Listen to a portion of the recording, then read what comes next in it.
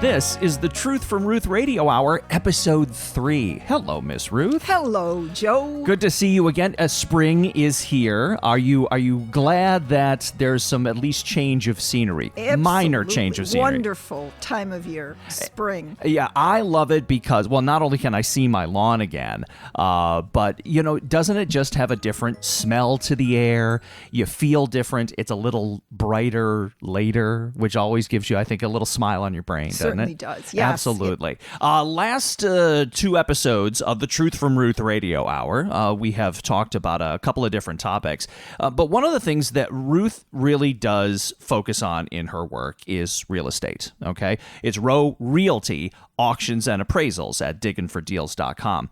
So what we wanted to do this time, Ruth, is we're going to talk real estate, but we're going to talk about it from a perspective of before you even get to the point where you are buying or selling real estate, you have some decisions to make.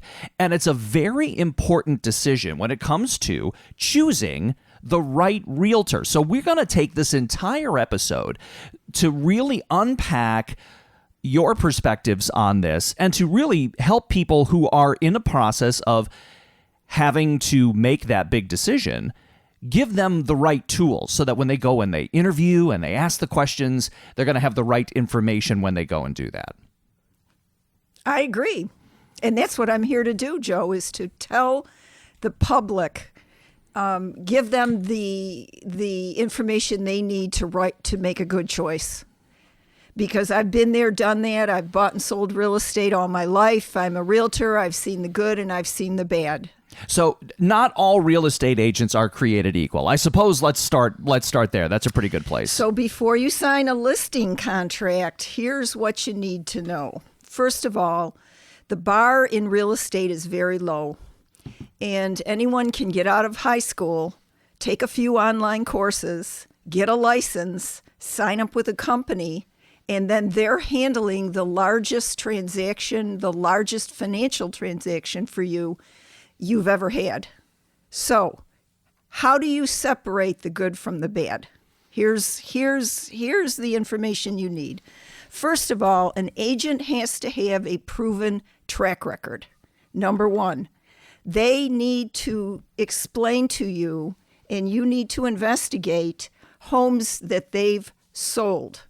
Not that their team leader has sold, not that their broker has sold, not that their company has sold, but transactions that they've actually sold. Past sales, success rate, and how long their listings stay on the market.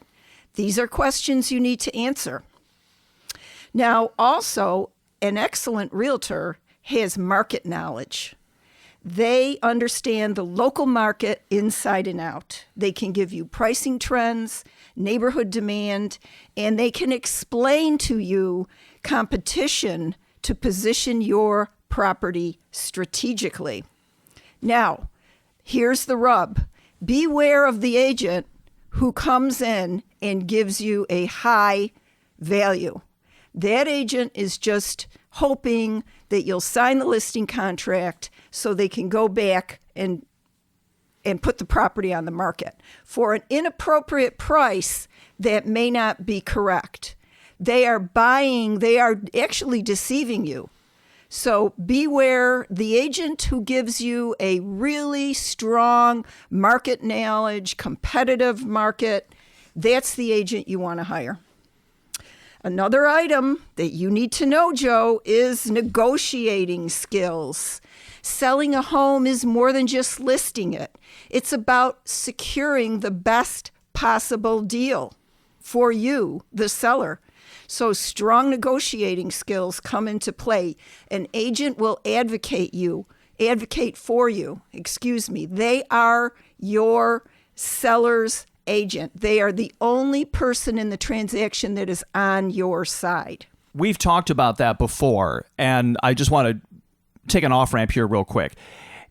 How then do you know or get a good sense of if that agent is a seller's exclusive agent? Are they going to tell you? Is that part of that question that you have to ask? You can ask any question that you want. The seller is always the boss.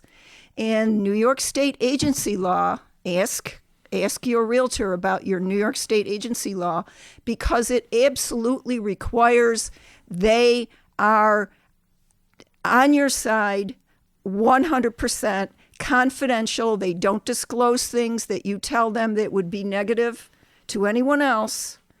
And they have what New York State calls a duty to account. Okay. Now, also, you want to look for problem-solving ability, because no real estate transaction is the same. There are going to be challenges. You could have a perfect little house, but there will come along some reason why the real estate will encounter a problem in the transaction. And guess who has to offer a solution? Your selling agent. So a problem-solving realtor remains calm, they think creatively, and they find solutions to keep your transaction moving forward. Now, one last thing, marketing expertise. Selling a home isn't just putting up a sign and hoping for the best or walking away and expecting somebody else to sell it. A strong marketing plan includes all the things you need: high-quality photography, visual tours, media promotion, and online listings to expose your property to a broad audience. And a good quality seller's agent knows how to position your property in the best light and get it in front of the right buyers. Some of these things anybody can go online and find. How much should that person who is interviewing the agent have to do some additional digging other than what they can just see? I can see how an agent might do marketing. I can go into their website. I can go to their social media. I can see how things are. How much further into it, though, should a person really want to go or need to go? Well, that's a good question, Joe, because the agent, the seller's agent, the person you want to hire, there's one quality above all that is important, and that is trust. If you can trust them, if you feel a good bond of cooperation and trust, and you see that they are experienced, not their team leader, not their broker, not somebody else, but them themselves need experience. You want to beware of the real estate agent that is feeding you information that is not correct. Mm-hmm. And the way you're going to find it is online. Okay. You're going to be able to see the information that other people say they found, the reviews, the Google reviews. It's a good place to start. Let other people help you. And because maybe they've asked questions that you didn't think to ask, or they got there first. And it can also be a valuable resource for you to say, well, maybe I don't want to have an interview with this person because I've looked at their reviews and they're not so hot. Do your homework. Do your homework. You're dealing with a big financial transaction, and the seller's agent, and of course your attorney, are the only ones in the transaction that are on your side.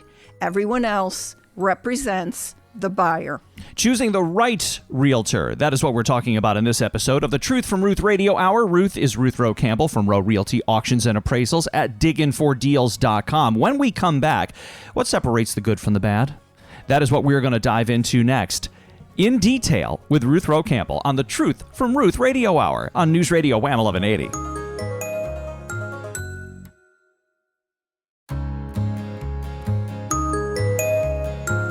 I'm Joel DeMonico with Ruth Rowe Campbell, and this is the Truth from Ruth Radio Hour from Rowe Realty Auctions and Appraisals at diginfordeals.com. In this episode of the show, we are talking about choosing the right realtor. Ruth is a seller's agent, an exclusive seller's agent, and that is part of her business. So she is passing along some vital information from the inside out of the real estate game to help you if you are in a position where you're putting your home on the market, or you are out there shopping for your home, or you're making some real estate transaction. You have a very important relationship to start with your realtor, and it starts with the right knowledge. So that is what we're hoping to do for you. We talked a little bit about it in the last set, and I want to expand on it. This is what separates the sort of the good from the great in this section, Ruth. If you're selling, you can't afford to make the wrong choice, can you? No, you can't, Joe. And I just wanted to add a moment to your introduction because I've been at it a while here, okay? This is not my first radio, folks. Rodeo or radio. Radio or rodeo. So the information that I'm giving you is really insider, and it's not always given to you in an easy format to understand. So we're trying to break it down easily so you can make the right choice. It's the largest financial transaction you're making sometimes in your life, and you need people who are on your side. Now, let's break it down. Number one, they need to be responsive to you, the seller, and they need to be available. A good seller's agent is almost available 24/7, folks. We have our phones on constantly. And sometimes people are shocked when I answer my phone live at 8 o'clock at night. But guess what? That's real estate. We need to make ourselves available and responsive. Now, if you are contacting your agent, potential agent, real estate agent, and you see that they do not answer their phone repeatedly, they use voicemail to catalog their calls, cross them off the list. Oh, okay. Something's wrong there, and don't make that mistake. Okay. Number two, transparency and honesty. You know the old-fashioned honesty thing, treat others like you'd like to be treated? Well, guess what? Since this is a huge financial decision, you need to see truth in what they're telling you and every step of the way. They're providing honest feedback. They're giving you a realistic pricing strategy and clear explanations of the process. Number three, listening skills. Joe, this is so important. I talk on this radio hour, but when I'm interacting with sellers, I listen to them more than talk, because one size does not fit all, and it is an emotional transaction they're making, and I need to hear the background of the property. I need to hear what those sellers are explaining to me. And because often in those conversations, you're going to pick up on things that may not be in print. They may not be something you've discussed before. It could be body language in that relationship that you're building. And it cycles back to everything we talked about. It's a giant relationship and a huge financial commitment. You have to know that that person not only is on your side, but they hear you. And that's a very important thing. Just being heard can often be one of the biggest things. And to know that I, the seller, am in the driver's seat, not my realtor. Does the agent understand your goals, your concerns, and do they have a clear understanding of what you expect from them? If they don't, cross them off the list. Okay? Ruth's tough. Now, Ruth's here's tough. another one. One of the big complaints that I get is, I signed the listing agreement and I didn't hear from the agent. I have not heard from the agent. Something's wrong. You, the seller, should not wonder what's happening with your listing. And you shouldn't have to go to your email, text messages, or any other kind of electronic communication to find out what's happening to your listing. You hired a realtor. You hired an individual who is on your side. They should be communicating with you seamlessly. Now, if you prefer to be electronic communication exclusively, that's fine. But a good realtor is going to find out how you communicate, how you prefer to communicate, and they are going to use that knowledge to make your life easy. This is the Truth from Ruth Radio Hour, and that's Ruth Rowe Campbell. We are talking in this section of our show this week about choosing the right realtor and what separates the good from the bad, or the great from the average. Online presence, I want to come back to that again, because that is a big part of it. What's the difference, though, Ruth, between not enough and too much? What's the sweet spot for that online There presence? is no not enough, too much. And I would caution real estate sellers, interviewing agents, ask them, do they personally have a professional website? Are they active in social media? Do they personally advertise your listing? Not just enter it into the MLS and hope that everybody sees it, but do they personally advertise? And if an agent says to you, well, my team, my broker, my this, my that person is not representing you exclusively. Yeah. They're taking your listing and then hoping that somebody else does the work. Yeah. Ask them if they will do the work. And it's not just about doing the work or being there. It's about high quality work. High quality work, of course. First impressions matter. So a listing has to be well presented, complete with professional photography, compelling descriptions. How are their headlines? People read headlines and then they either make a decision whether they want more information or not. Yep. If you don't get the customer in the headline, you just lost them. Yeah. Okay? Now, also, I have to go backwards and say, once they get the customer, do they answer their phone? Yeah. Do they respond to their Facebook messaging? Do they respond to how is their customer reaching out to them, and do they return their phone calls? Yeah. Do they go out there and strategically market your property? Yeah. And do they make sure that advertising is not just the cookie cutter and it's not just like everybody else? I know that that's a big part of what you try to do, Ruth. I've seen listings where I've fixed problems where the former agent did not even market the property to the proper market segment. In other words, they were taught to do things a certain way, and they did not think far enough in advance to figure out where that market is. Mm-hmm. Once I took the listing and I nailed the market, the buyers were right there. Mm-hmm. Because you reached them where they were, and you spoke to them in a way that was meaningful for them. And I matched the type of property to the market. Yeah. And the last thing we want to talk about before we go to our next break is MLS and syndication. Explain, if you can, what that means very briefly and how that plays all into this. The MLS is a whole conversation in itself. Okay. But, many, many decades ago, the realtors got together and we said, there's no sense. We could cooperate instead of competing with one another. And they created something called the multiple listing service. Now, here it is, the 21st century. The MLS is used by everyone in real estate, attorneys, appraisers, you name it.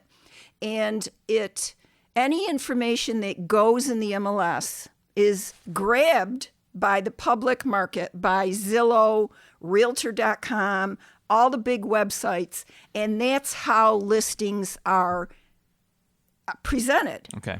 Now, they're not always advertised properly. So there's a big difference from just using the MLS.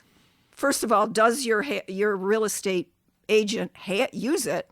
And number two, advertising. Two different things. All right, that's a lot to digest, but Ruth would be happy to talk with you about any of this. You can find her at digginfordeals.com, DIGGIN4deals.com. Her email and her phone number are there. So if you want to call, Ruth's going to answer the phone. The same person you're hearing right now is going to be the person on the other end of the phone. If you've got questions, she would be happy to talk with you. So coming up, how do you know who you want to work with, and how do you know that they're working for you in the right way? When we continue on this discussion of finding the right realtor. The Truth from Ruth Radio Hour. There's more next on News Radio WHAM 1180.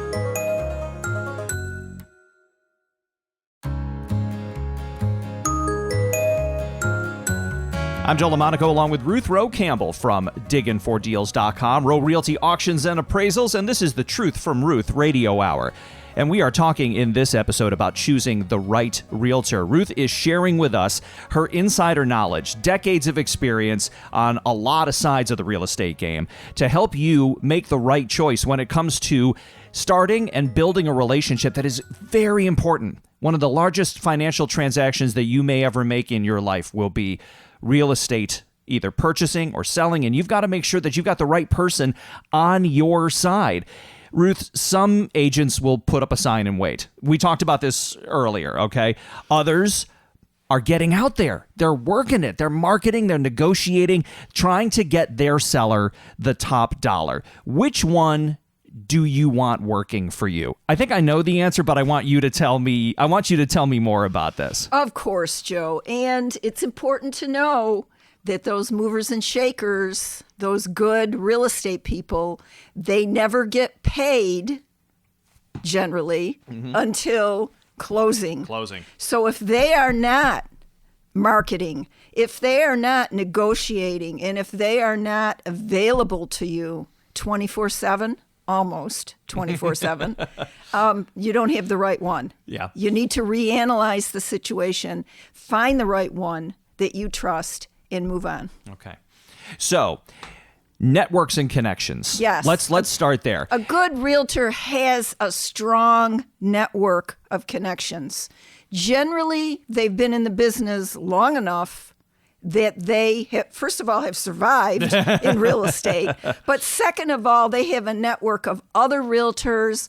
When the real estate community looks at their listings, which is what realtors do, they go, oh, Ruth's, we know her. Yeah. Okay, she's a little tough, but she's going to get this property sold, so we better hurry up and get our offer in. Okay, because she doesn't fool around. Exactly. Okay, and that's the truth from Ruth. They also have a reliable connection of vendors. We need photographers, inspectors. We're not afraid of home inspectors. We need mortgage lenders. We need relationships with other individuals in real estate to make sure your home shines and it's presented in the best possible light. Reputation and integrity. Ooh. This is where the rubber meets the road, right here. Yes, it is. Do you have a track record of success? Yeah. If you don't, move on. If as a home seller. Again, look at the reviews online. People will warn you or they will encourage you to show you what a fantastic transaction that this agent already has. The important thing to remember is you are hiring them. They're not hiring you. You're hiring them. They have legal responsibility to you, and they have to highlight their ability to sell homes efficiently, negotiate, and guide clients through the process. It's just a time that we should remind who is in charge of the relationship. Yes. And if you are a seller, you're driving the boat here. Yes, you are. You're the one who is in charge of this relationship. So you have to make sure that you're taking your power where you need it to be. You know, you're stepping in and speaking up for yourself and knowing that this person is essentially you've created a relationship, but they are working for you. Yes. Please do not sign a listing contract and then go to sleep and hope that the person does a good job. Mm-hmm. You need to take ownership of the process. You need to ask questions, and you need to, number one, hire the right realtor. Number two, follow up to make sure everything is moving forward perfectly. And to make sure that these professionals are someone that you want to work with, that you have a good feeling about them, that they're ethical and professional people. Absolutely. And please don't misinterpret me, there are so many good, professional, hardworking realtors. Okay? But it's a very easy threshold business to get into. You come out of high school, you do a few online classes, you get a license, and you sign up. A hairdresser has more education in the beginning than a real estate person. Wow. Just as a quick side note, that seems Upside down, yes, doesn't it? To be working in an environment where so much can be on the line. Yes. That there wouldn't be more requirements. Yes. It was always very amazing to me, Joe, to get into real estate business, how easy it was to get into. But really, if you're going to survive as in the business, you need to be a professional. Yeah. Only professionals survive. Just as a quick side note before we get to one of our last points, the real estate industry within this region, is it relatively small? Like, do you guys kind of know each other, like about each other? Yes, absolutely. Okay. So it is sometimes a good reason, because everyone kind of knows each other. Like any other business. Like any other business. It's a good way for reputations to be built and how they will circulate. So if you're interviewing somebody and then you interview someone else, you might wind up bringing up their name to see if, who have they talked to? Who do they know about? What does this other person know about what they do? Because not only are they, competing for listings, but they're also trying to, I would suspect, how am I going to make my marketing better? How am I going to be, how am I going to get in on that? And that kind of information can be very helpful to you when you are making that choice to choose a realtor. Yes, true. You're not hiring a company. You are hiring an individual. That individual is a subcontractor. They're not an employee of any of the big companies. They are just strictly a subcontractor. So they are almost literally on their own. Oh, okay. Okay. Now, they may razzle-dazzle you with their electronic programs and their, connections. But legally speaking, they are subs of their broker, subcontractors. They're not employees. And so you're hiring an individual. Make sure the individual you're hiring is professional. Yeah. And even though they are in a sales capacity, they should be confident about what they do, but not pushy about what they do. Not pushy. Nobody likes a pushy salesperson. Please. Yeah. Knowledgeable, decisive, strategic, but they listen to you, the seller. Very important. Yeah. Very important. They have to listen to you. They have to be available, but not overbearing. They have to respect your comfort level. Right. It's a big deal selling your home, and you need someone who could provide expert advice without making you feel rushed or overwhelmed. That's a delicate line that you have to wear. You're almost kind of a counselor as well as a real estate agent sometimes, aren't you, Miss Ruth? Yeah, that is true. That's absolutely the truth from Ruth. Sometimes you just need someone to be a gentle guiding influence on you as you do and this. And reduce the stress level. Absolutely, because there's a lot of it in there. Level. There's a lot of it in there. This is the Truth from Ruth Radio Hour, and Ruth is Ruth Rowe Campbell at Rowe Realty Auctions and Appraisals, digginfordeals.com. If you would like to reach out to Ruth, she will get back to you. She's the person on the other end of the phone. Find her at diggin4deals.com. Contact phone numbers are there. You can email her as well.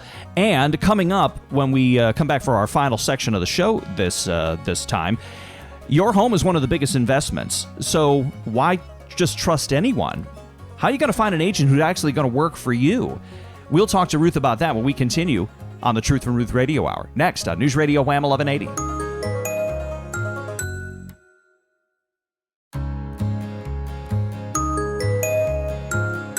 This is the Truth from Ruth Radio Hour. I'm Joe LaMonaco with Ruth Rowe Campbell from Rowe Realty Auctions and Appraisals at digginfordeals.com. You will find Ruth there, diggin4deals.com. Contact phone numbers are there. As we mentioned earlier in the show, you want to find a realtor who's going to answer the phone when you call. Ruth is one of those people. If you call, she will answer. If you email, if that's your preferred contact, she will email you back. In this edition of the show, we've been talking about what separates the good realtors from the bad ones, or from the ones that are not going to work for you in the right way. How do you find that one that's going to start the right relationship with you? Because it is a relationship. It's not a service providing here. It's more than that. It's about finding an agent who's actually going to work for you. And you trust. But you have to make that decision up front. And hopefully we have given you some guidance and some ammunition for when you go into these interviews so that you'll know. But what we want to talk about in this final section of the show is here's finding the agent that's actually going to work for you. And let's start with commission structure and value. We've talked a lot about commission structure. First of all, let's dispel a rumor. Commissions are set. No, that's not true. Okay, and that's the truth from Ruth. All right, so let's talk about what people need to arm themselves with so that they'll know what they're getting themselves into and what they can negotiate their way through. And an excellent realtor is open to discussing and negotiating their fees. Let me say that again. Newsflash. An excellent agent, realtor, is open to discussing and negotiating their fees. One of the biggest complaints I get is after closing, somebody will reach out to me, or I'll be in a common discussion with someone and they'll say, I paid $30,000 to sell that house and all the agent did was put up a sign and the house sold in 2 days. So what was this $30,000 that I paid? Unfortunately, you don't realize that when you're signing a listing contract. You don't always realize, it's not always clearly apparent to you how much money you're spending. So this is big on the trust department, folks. Okay. You need to find out what the service is costing you, how much money, and what are you getting for your dollars. Rates are not set in stone. They can be negotiated based on various factors, including the property's location, market condition, and the experience of the agent. And let me just say one more thing, Joe. Sometimes, occasionally, I get paid more than the standard rate because I'm dealing with difficult properties or difficult situations, okay? People will, it's not just how much am I paying and how low can I go? It is what do I need to get this property sold? Yeah. Can I balance the value of the service I'm offering with the compensation? Absolutely. That's pretty black and white, yes, isn't it? Yes. It's the agent should be giving you choices. Yeah. And they should be giving you clear value for the cost. It just goes right in with what we were just talking about. A transparent breakdown of the services they offer.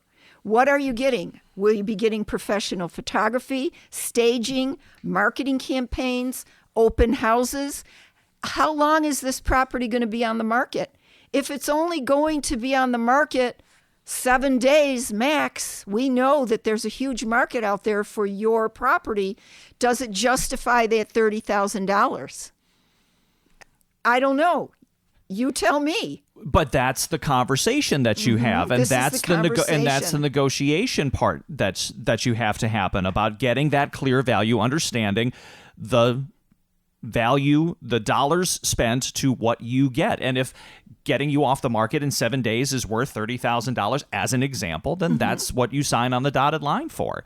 But knowing that you should have some flexibility, that as an agent and finding that agent, they should be willing to work with you. And at this point, you're at the end of the conversation. You may already understand this is a professional individual, a trusted individual, that they have a proven track record. Now you're going to speak about value for services and how much it's going to cost. If the agent does not offer you choices, if they have a one-size-fits-all strategy, or their broker tells them this is the commission, this is the marketing fee, that everyone has to pay, something's wrong. Okay. If you get to that point. No, commissions are negotiable in New York State. That is the biggest key we want you to take away from this. Commissions are negotiable in New York State. If you remember nothing about this segment, remember that. Now, this goes back to some topics we talked about earlier. It's about personalized service and dedication to your clients, starting off with that customized selling strategy. You alluded to it just a second ago, Ms. Ruth, that sometimes you have difficult properties. Sometimes you have things that are going to be a challenge to getting that seller top dollar, and you need to find someone who's going to be able to recognize those challenges and have solutions kind of in their arsenal of tools when you start the process. Joe, I have to admit something to you here. Okay. Confession time. Here's the confession. Occasionally, I have sat with sellers, real estate sellers, and they have tears in their eyes because it is such an emotion-packed transaction. They may have a long history in the property. They may have had relationship issues. There may be repairs or maintenance that they're ashamed of. There are all kinds of background factors that go into the sale of real estate. And an exceptional realtor understands that each property is different. And they, again, offer you choices which are tailored to your specific needs and circumstances. They have to understand you so they can understand how this relationship has to go, because it's not black and white. You're not buying it off a menu board. Not only do they have to do that, I'm going to skip ahead a little bit, they have to have patience and kind of empathy with you as well. Yes. Empathy is huge in the real estate business. Yes. They have to listen to you. They have to understand the circumstances. Remember, you're not hiring a company. You're hiring an individual when you sign that listing contract. You're hiring someone you're going to have a very close and intimate relationship with. It may not last very long, but true. It is a very strong relationship that gets started quickly and has to be strong almost from the jump. So you've got to know that that person is on your side. You have to feel that they're on your side even when you're not on the phone or sending an email back or responding to a text. You need to understand how they're going to get you from point A to point B. And point B is a check, an equity check. There may be all this cash in your home.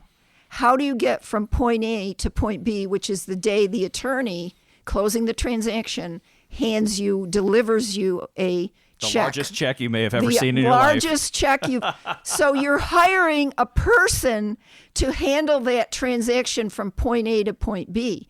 And in fairness, I love attorneys. I have a long relationship with attorneys, but they come into your transaction much later than that realtor. Yeah. Okay. And final thing, last 60 seconds, to get that big check, your realtor's got to have a great work ethic. And I think that's a great place to land the plane. Yes. Now, they've survived in real estate, let's say. You know that the person you're hiring is a professional. They have a track record. They have experience. Now, do they have that work ethic that's going to get you that check at the end of the rainbow? And you will know if you follow some of these guidances that Ruth has given us during this hour. You're going to see their work ethic come in their marketing, how they respond to you, how they are with you and on your side. If you'd like to talk to Ruth about this or anything regarding real estate, she would be happy to. And she'll answer the phone, too. Love to. Go to DIGGIN4deals.com is where you find Rowe Realty. Or just give us a auctions call. And appraisals. Or give us a call. Phone numbers are on the website, and we have a 585 and a 315 area code, so it doesn't matter where you are in our listening area. You can find Ruth Rowe Campbell, and she would be happy to talk with you. Ruth, thank you for the truth this month. Thank you, Joe. We will be back with you again in 30 days for another great topic. Love it. In the meantime, find her at digginfordeals.com. I'm Joel DeMonico. Thanks for spending time with us on The Truth from Ruth Radio Hour on News Radio WHAM 1180.